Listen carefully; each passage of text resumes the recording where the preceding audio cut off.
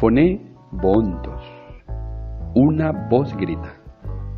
Con mucha fe y devoción, escuchemos la voz de nuestros hermanos mayores, los santos, que con sus vidas gritaron y hoy siguen gritando el amor a Dios y a los hermanos en el desierto que a cada uno le tocó vivir. Encomendémonos a su intercesión e imitemos sus virtudes, para que nos unamos a gritar con nuestras vidas junto a ellos. Shalom Betot. Paz y bien. 27 de junio. San Cirilo de Alejandría, obispo y doctor de la Iglesia. Audiencia General, Papa Benedicto XVI, miércoles 3 de octubre de 2007. También hoy, continuando nuestro camino, siguiendo las huellas de los padres de la Iglesia, nos encontramos con una gran figura, San Cirilo de Alejandría, vinculado a la controversia cristológica que llevó al Concilio de Éfeso del año 431 y último representante de relieve de la tradición alejandrina. San Cirilo fue definido más tarde en el Oriente griego como custodio de la exactitud, que quiere decir custodio de la verdadera fe, e incluso como sello de los padres. Estas antiguas expresiones manifiestan muy bien un dato que de hecho es característico de Cirilo, es decir, la constante referencia del obispo de Alejandría a los autores eclesiásticos precedentes, entre estos, sobre todo, a Atanasio, con el objetivo de mostrar la continuidad de la propia teología con la tradición. Se insertó voluntaria y explícitamente en la tradición de la Iglesia, en la que reconocía la garantía de continuidad con los apóstoles y con Cristo mismo, venerado como santo tanto en Oriente como en el Occidente, en 1882. San Cirilo fue proclamado doctor de la Iglesia por el Papa León XIII, quien al mismo tiempo atribuyó el mismo título a otro importante representante de la patrística griega. San Cirilo de Jerusalén. Se revelaron así la atención y el amor por las tradiciones cristianas orientales de aquel Papa, que después proclamó también doctor de la Iglesia a San Juan Damasceno, mostrando así que tanto la tradición oriental como la occidental expresan la doctrina de la única Iglesia de Cristo. Nos han llegado muy pocas noticias sobre la vida de San Cirilo antes de su elección a la importante sede de Alejandría. Cirilo, sobrino de Teófilo, que desde el año 385 rigió como obispo, con mano firme y prestigio, la diócesis de Alejandría. Nació probablemente en esa misma metrópoli egipcia, entre el año 370 y el 380. Pronto se encaminó hacia la vida eclesiástica y recibió una buena educación, tanto cultural como teológica. En el año 403 se encontraba en Constantinopla siguiendo a su poderoso tío y allí participó en el sínodo conocido con el nombre de la Encina, que depuso al obispo de la ciudad, Juan, después conocido como Crisóstomo, registrado así el triunfo de la sede de Alejandría sobre una rival tradicional, Constantinopla, donde residía el emperador. Tras la muerte de su tío Teófilo, Cirilo, que aún era joven, fue elegido en el año 412 obispo de la influyente iglesia de Alejandría, gobernándola con gran firmeza durante 32 años, tratando siempre de afirmar el primado en todo el Oriente, fortaleciendo asimismo por los vínculos tradicionales con Roma. 2 y 3 años después, en el 417 o 418, el obispo de Alejandría dio pruebas de realismo a recomponer la ruptura de la comunión con Constantinopla, que persistía ya desde el año 406, tras la deposición de San Juan Crisóstomo.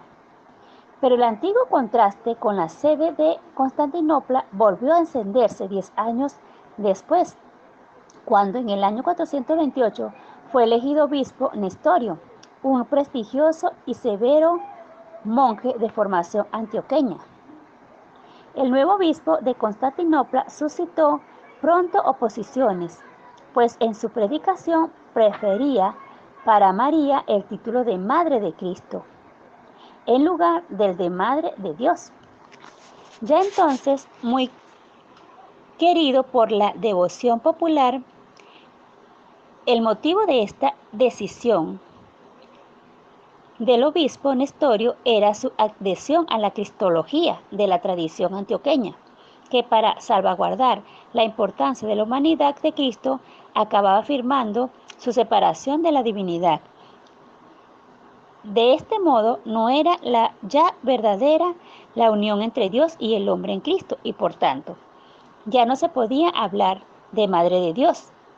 La reacción de Cirilo, entonces máximo exponente de la cristología de Alejandría, que subrayaba con fuerza la unidad de la persona de Cristo, fue casi inmediata y se desplegó con todos los medios ya a partir del año 429, enviando también algunas cartas al mismo Nestorio.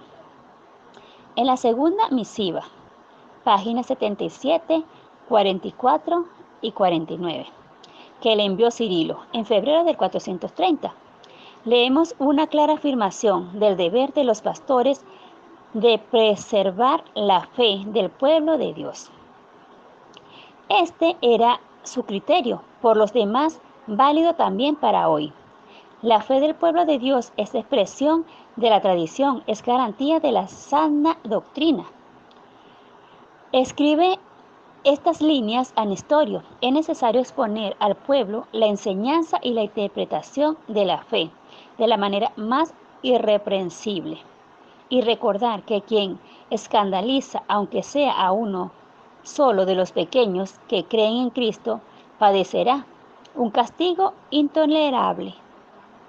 En la misma carta a Nestorio, misiva que más tarde, en el año 451, sería aprobada por el Concilio de Calcedonia, Cuarto Concilio Ecuménico, Cirilo describe con claridad su fe cristológica, siendo distintas la naturaleza que se unieron en esta unidad verdadera de ambas.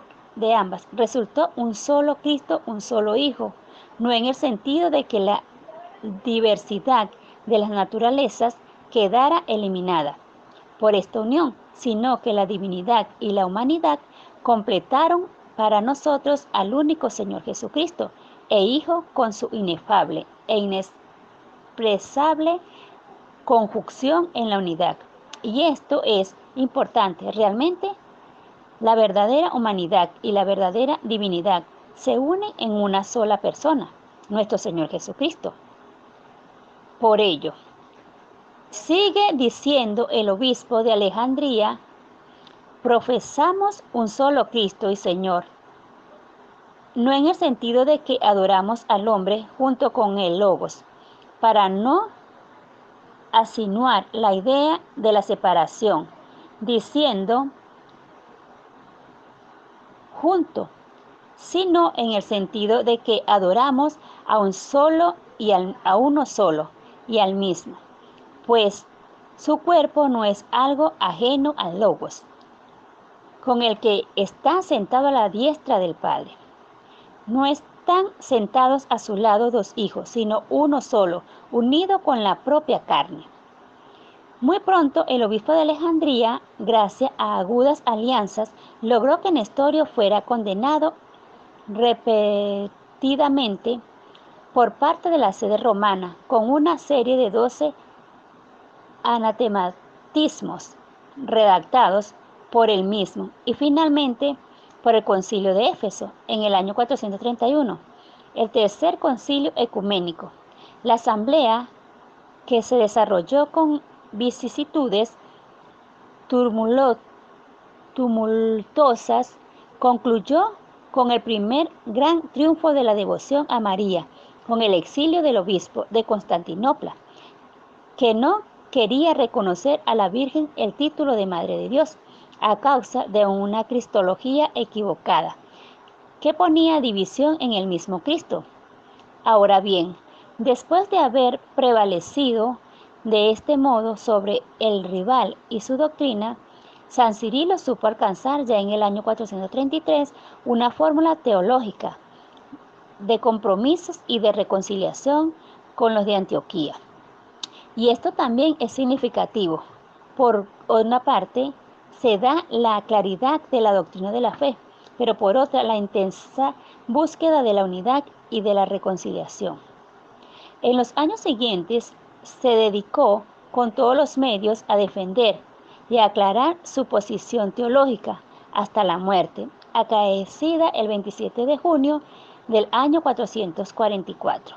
Los escritos de San Cirilo, verdaderamente muy numerosos y difundidos ampliamente, incluso en diferentes traducciones latinas y orientales, ya durante su vida, prueba de su éxito inmediato, son de importancia primaria para la historia del cristianismo.